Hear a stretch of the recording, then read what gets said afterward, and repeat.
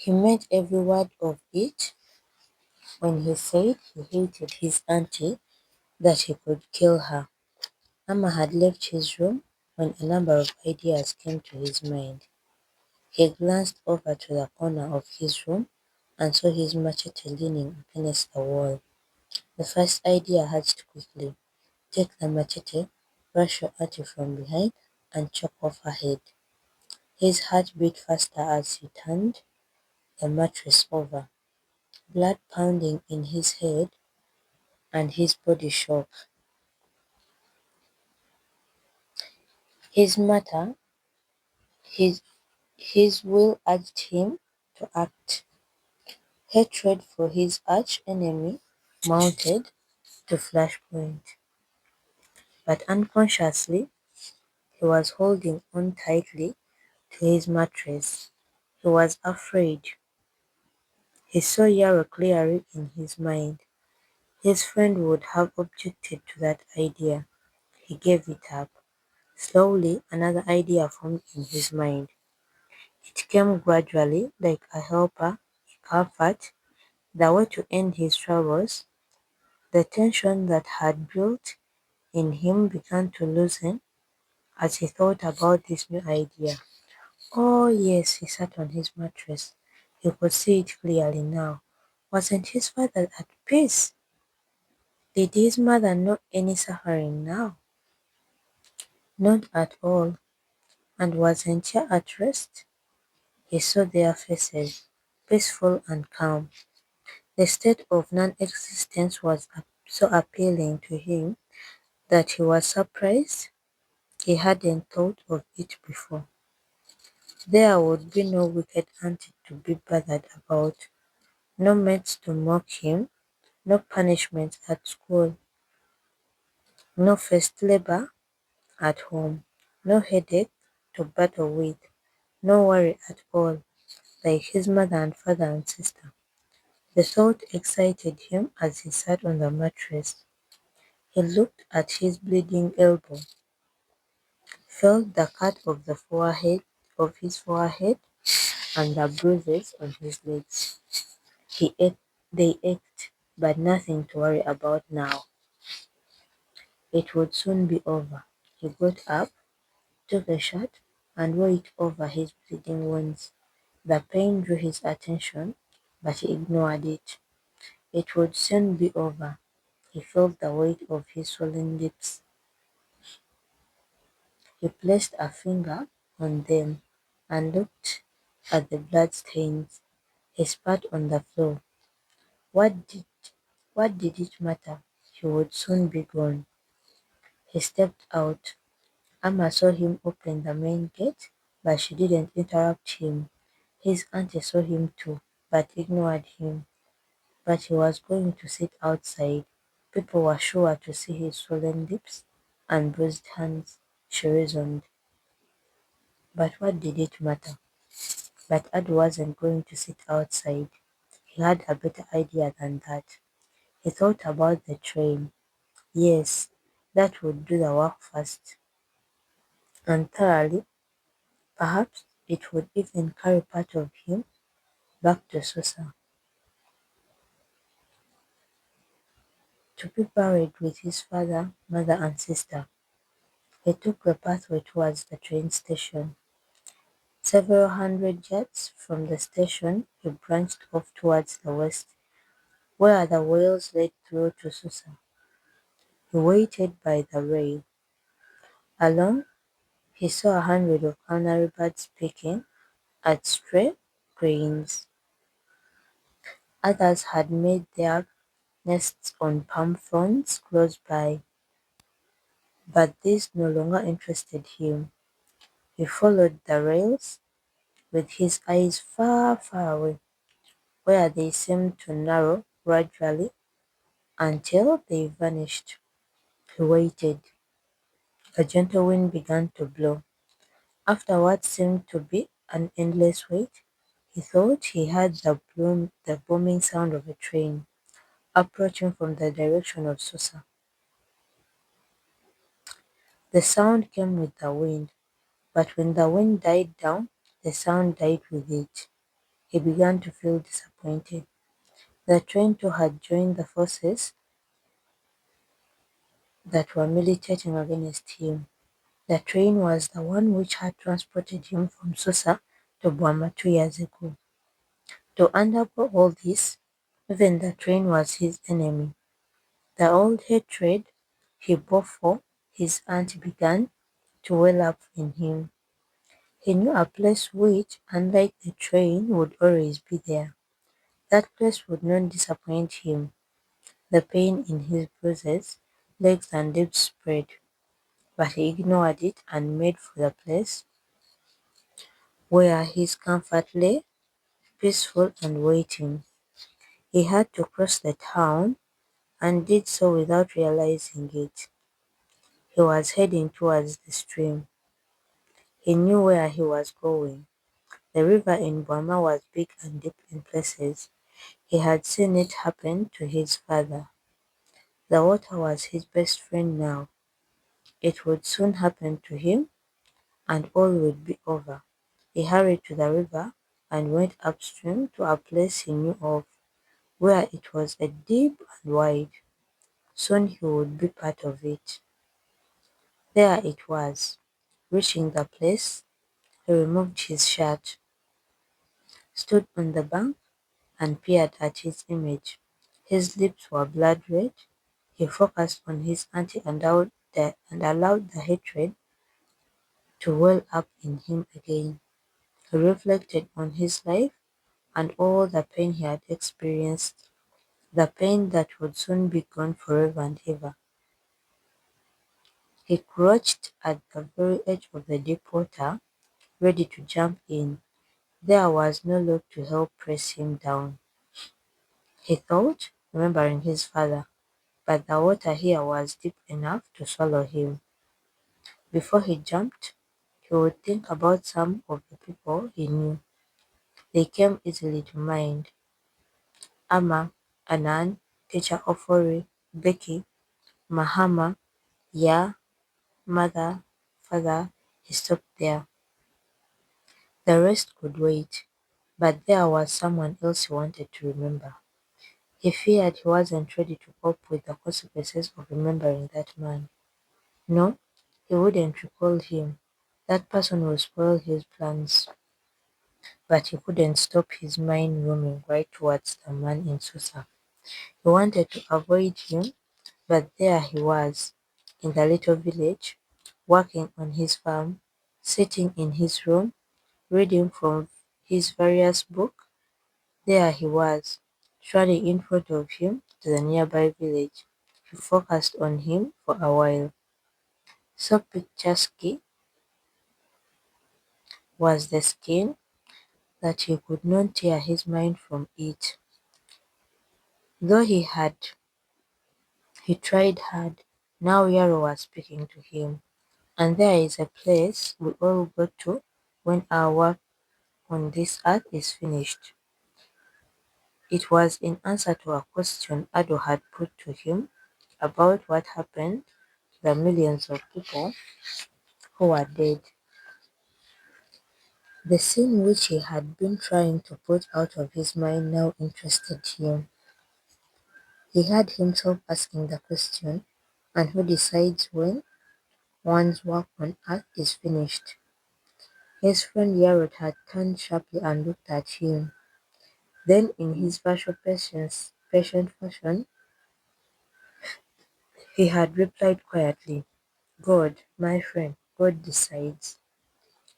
A question formed in his mind now, which he had not asked his friend. Then, supposing the question was imprinted on his brain, supposing one was tired of life and decided that his work on earth was ended, what about that? Couldn't he decide for himself that his work was done?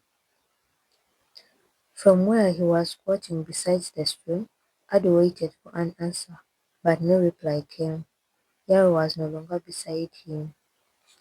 A fish in the deep, dark water splashed after a warm and altered Ado.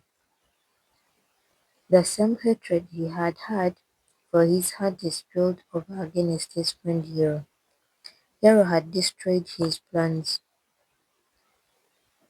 For the first time, anger burned in his heart against Hero. It was he who had just told him he could not decide for himself, that his work on earth was finished. What was there left for him to do?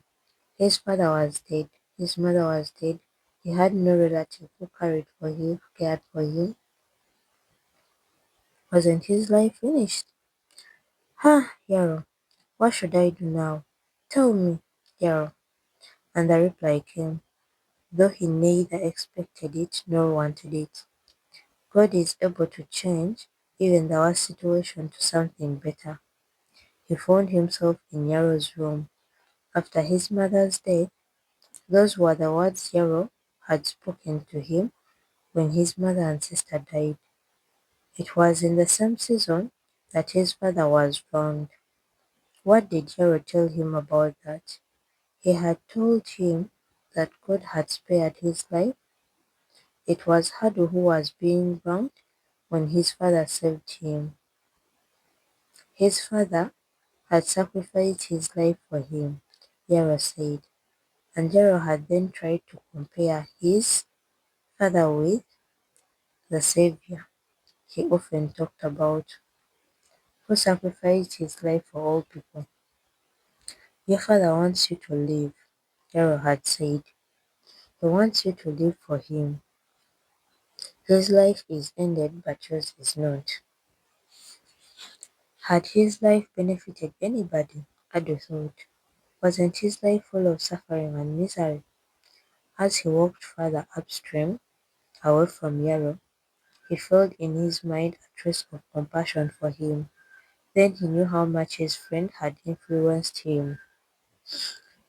That quality of life he admired in Yarrow revived in him a sense of his own worth. The brief encounter that revived something he wanted to hold on to, the pain in his body, was at present as real as his hatred for his auntie, but he wanted to live. He made his way towards a tree further upstream, through elephant thistles that lined the bank of the river. He hadn't the slightest desire to go home, though it was now midday. As he made his way through the thickest and reached the tree, frightened birds flew out above him at the sudden appearance of his intruder.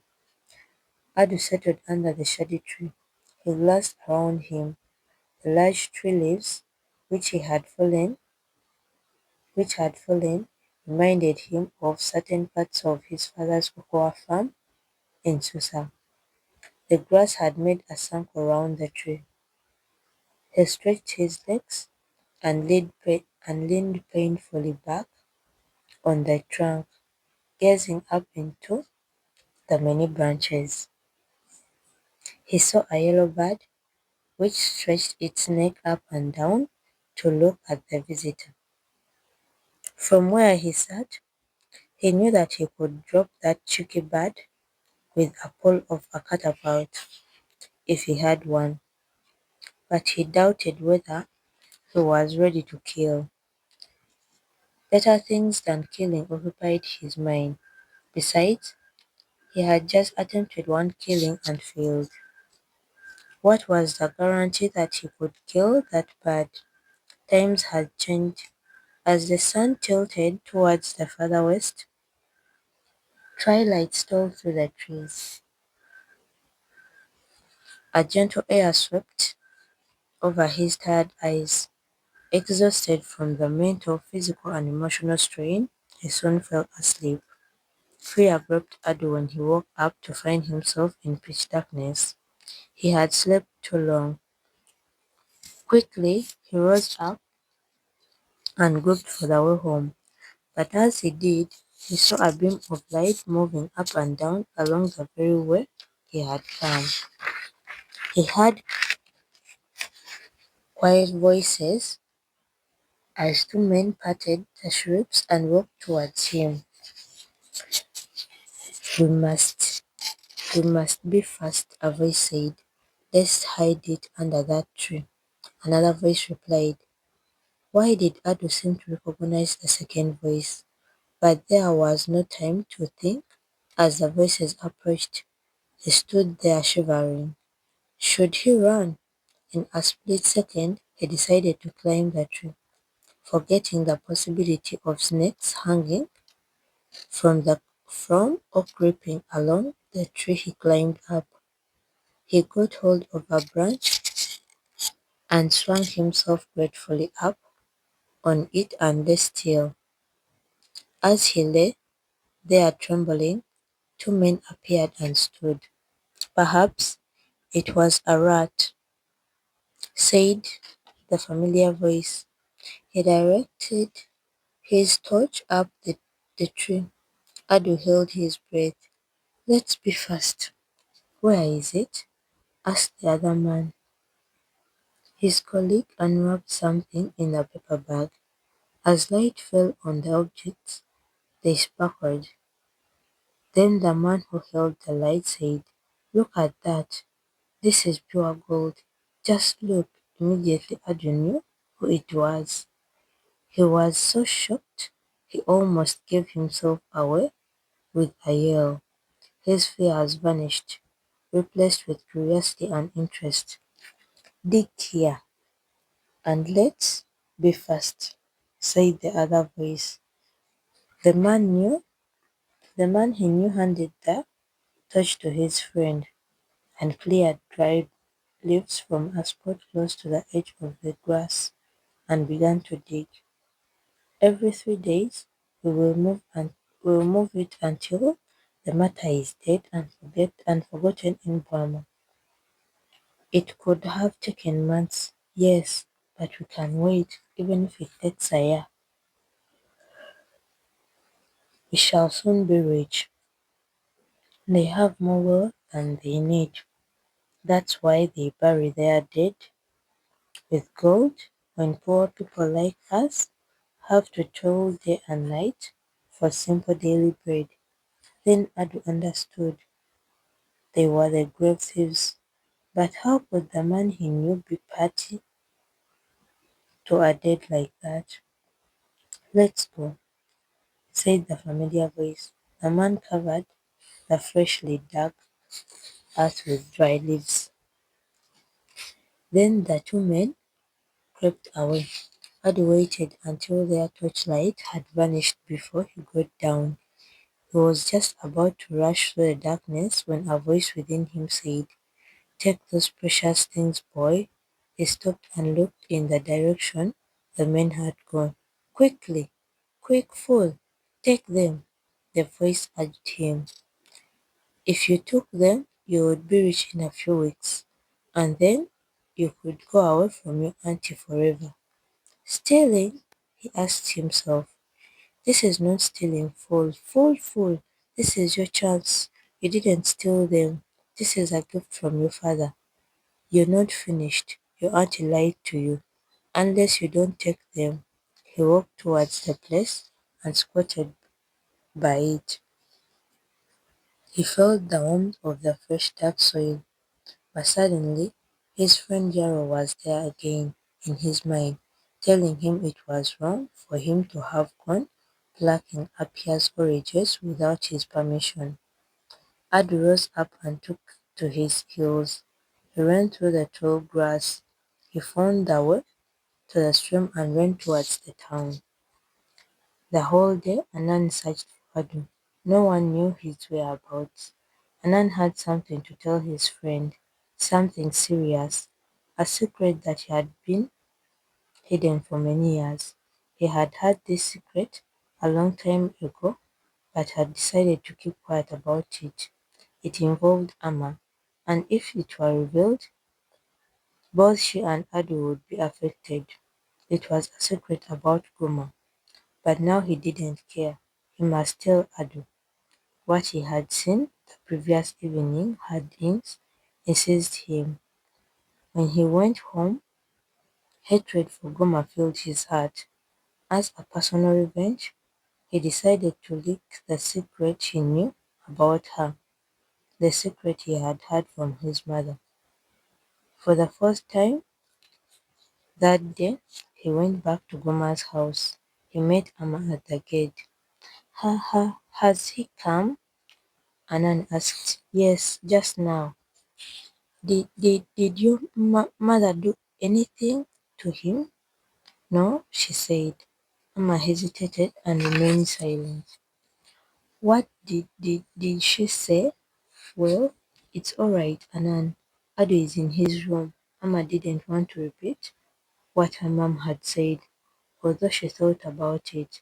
The woman had told Adu that she didn't care if Adu died in the bush or if he stayed there till the next day. Amma went and joined the boys in Adu's room.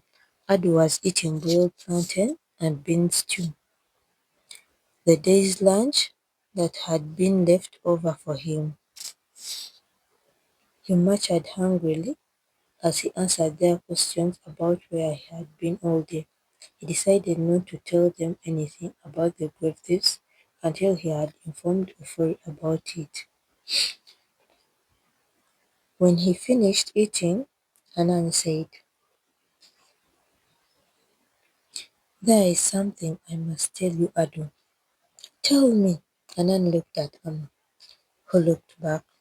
From the way Hanan watched her, she knew she wasn't welcome to listen to their conversation, but she refused to leave. Amma had an itchy ear. Anani waited, but Amma sat down defiantly. Then he said, Amma, why don't you be a good girl? What? 2 minutes. Just excuse us for two minutes. Reluctantly, Amma rose to her feet, made an I will get you face at Anan, and went out. When she went back to the room, she found the two boys sitting there, looking so solemn that she was alarmed. What is it? Amma asked. Oh, nothing, Anan replied. Amma looked at Ado.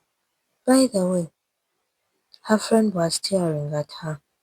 She knew that whenever they had discussed concerned her, if not, why had they sent her away? Anani got up. Good night, he said. Tomorrow at school.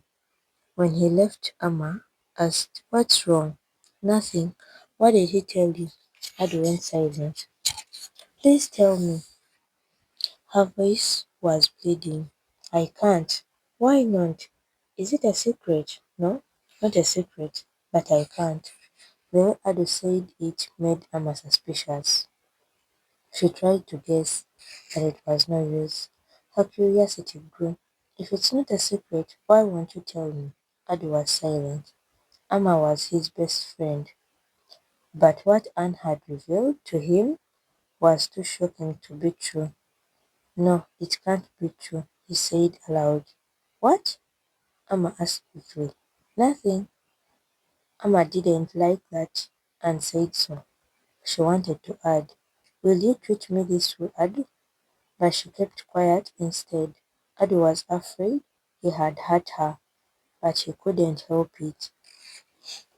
He must think about this matter before telling Amma. That is, if he should tell her,